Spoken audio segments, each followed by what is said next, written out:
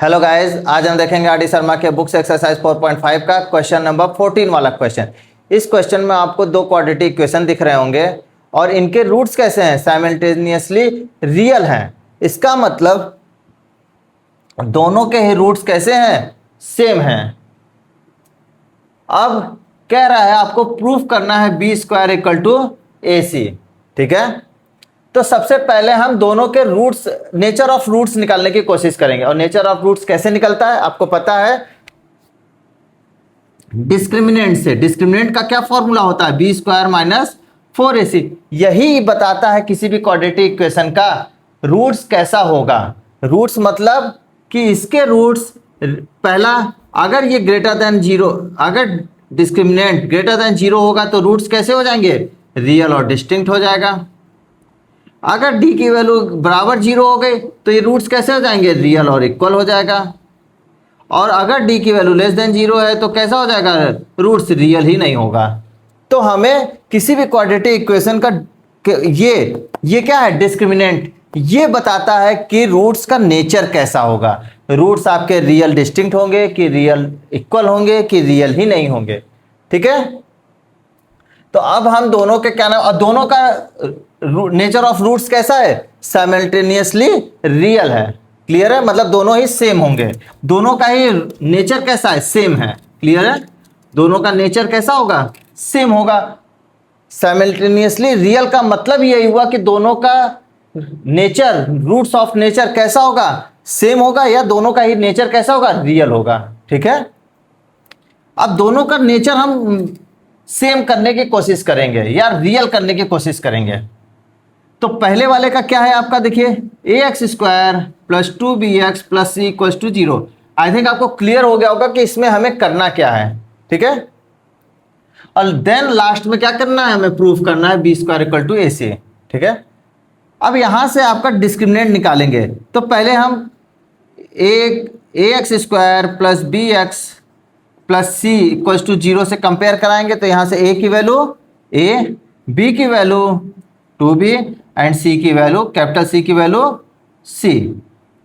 तो डिस्क्रिमिनेंट क्या है आपका, b square minus 4ac, b की value 4b square minus 4ac, यहाँ से 4 कॉमन ले लिया हमने तो b स्क्वायर माइनस ac, ये आ गया डिस्क्रिमिनेंट। ठीक है, नेक्स्ट वाले का देखेंगे। नेक्स्ट वाला क्या कह रहा है, बी एक्स स्क्वायर माइनस का 2 अंडर रूट में A C X plus B equals to 0। यहाँ से भी हम कंपेयर कराएंगे किससे, A X square plus B X plus C equals to 0 से। तो ए की वैल्यू क्या निकल के आई, बी की वैल्यू माइनस के साथ 2 अंडर रूट में ए सी एंड सी की वैल्यू बी। यहाँ से डिस्क्रिमिनेंट की वैल्यू बी स्क्वायर माइनस का 4ac, तो बी की वैल्यू स्क्वायर कर देंगे इसका तो 4ac हो जाएगा, माइनस का 4 इंटू बी, तो यहां से क्या आ जाएगा 4ac minus 4b square. Clear है, अब दोनों का हम नेचर ऑफ रूट्स देखेंगे क्या है। तो पहले वाले का देखते हैं। ठीक है, इसको यहां से नेचर ऑफ रूट्स क्या निकलेगा, देखिए डी की वैल्यू क्या निकल रही है, यहां से डी की वैल्यू यहां से निकल रही है, सॉरी दे रखा है क्या, रियल है। ठीक है, क्या दे रखा है, रियल है। अगर इसका रूट्स रियल है, ठीक है, तो रियल के केस में क्या होता है, देखिए पहला केस क्या होता है, इस डी इज ग्रेटर देन 0 है तो क्या होगा, रियल एंड डिस्टिंक्ट। क्लियर है, डी की वैल्यू इक्वल टू 0 तो real and equal, and D की वैल्यू लेस देन 0 तो रियल ही नहीं होगा। मतलब हमारे पास दो केस आ रहा है। अगर कोई भी क्वाड्रेटिक इक्वेशन का अगर रूट्स रियल है तो डी की वैल्यू कैसी होगी, ग्रेटर देन और इक्वल टू 0। ठीक है, तो इस केस में हम बात करेंगे पहले वाले की। दोनों का हमने निकाल लिया, अब नेचर ऑफ रूट्स पता करेंगे। ठीक है, नेचर ऑफ रूट्स दिया हुआ है, नेचर ऑफ रूट्स आर क्या है, real. In real case discriminant क्या होगा आपका, ग्रेटर देन और इक्वल टू 0। तो पहला वाला लेते हैं हम, डी की वैल्यू क्या है आपका 4b square minus ac greater than or equal to 0, तो यहाँ से 4 0/4 हो जाएगा, तो B square is greater than or equal to ए सी। तो यहाँ से पहला वाला केस क्या निकल के आया हमारे पास, बी स्क्वायर की वैल्यू ए सी से बराबर है या ग्रेटर देन है। दो चीज, यहाँ से दो चीज है, ध्यान दीजिएगा, बी स्क्वायर की वैल्यू ए सी से बड़ी भी है और बी स्क्वायर की वैल्यू ए सी के बराबर भी है, ठीक है ना। अब नेक्स्ट वाला देखते हैं, दूसरा वाला। दूसरा वाला क्या कह रहा है हमारे पास, डिस्क्रिमिनेंट इज ग्रेटर देन, क्यों, नेचर ऑफ रूट्स क्या है, रूट्स आर रियल, ठीक है। तो यहां से डिस्क्रिमिनेंट की value greater than or equal to 0, मतलब 4ac minus 4b square is greater than or equal to 0। तो यहां से क्या हो जाएगा, ac 4 कट जाएगा, ac is greater than or equal to b square, तो b स्क्वायर इधर अगर ले आएंगे तो ये भी पलट जाएगा, ac b square is less then और इक्वल टू, यहां से देखिए क्या चीज निकल के आया, दो चीज निकल के आया, b स्क्वायर की वैल्यू लेस देन ac भी है और b स्क्वायर की वैल्यू ac के बराबर भी है। तो यहां से हमें दो चीज मिला, क्या क्या मिला,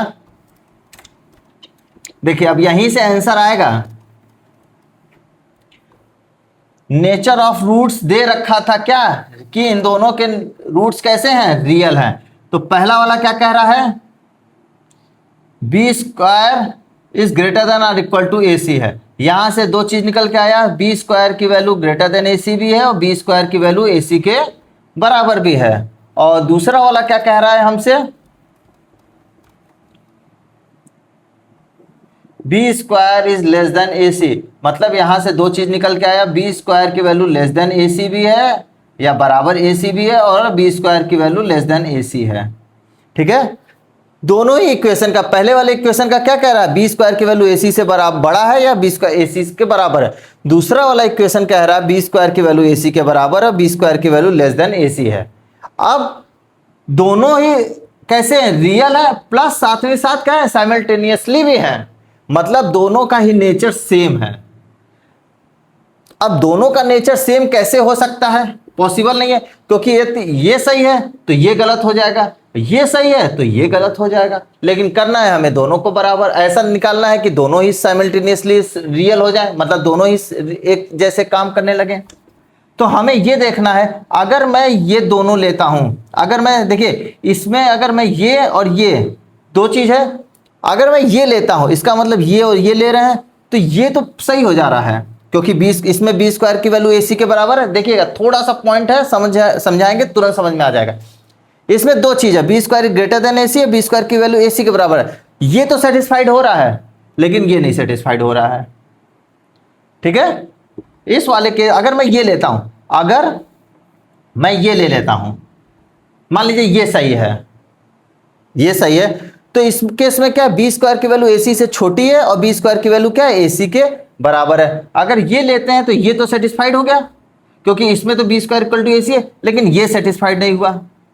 क्लियर है, मतलब इन दोनों में बी स्क्वायर ए सी क्या है, दोनों में ही कॉमन है। अगर मैं ये ले लूं दोनों में से, अगर मैं ये ले लूं बी स्क्वायर इक्वल टू ए सी, तो दोनों ही देखिए साइमल्टेनियसली हो जाएंगे, मतलब दोनों ही सेम हो जाएंगे, दोनों में ही ये चीज है। बी स्क्वायर इक्वल टू ए सी इसमें भी है, बी स्क्वायर इक्वल टू ए सी इसमें भी है, मतलब ये भी सेटिस्फाइड हो जाएगा और ये भी सेटिस्फाइड हो जाएगा, क्या लेने पे, बी स्क्वायर इक्वल टू ए सी। तो हम यहां लिखेंगे, क्या लिखेंगे, b we take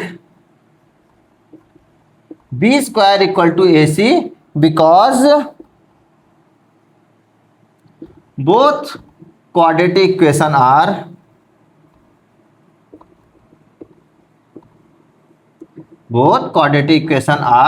simultaneously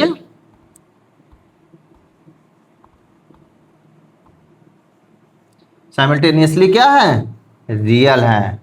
clear है, तो आंसर हमारा क्या हो जाएगा, b square equal to 4ac, hence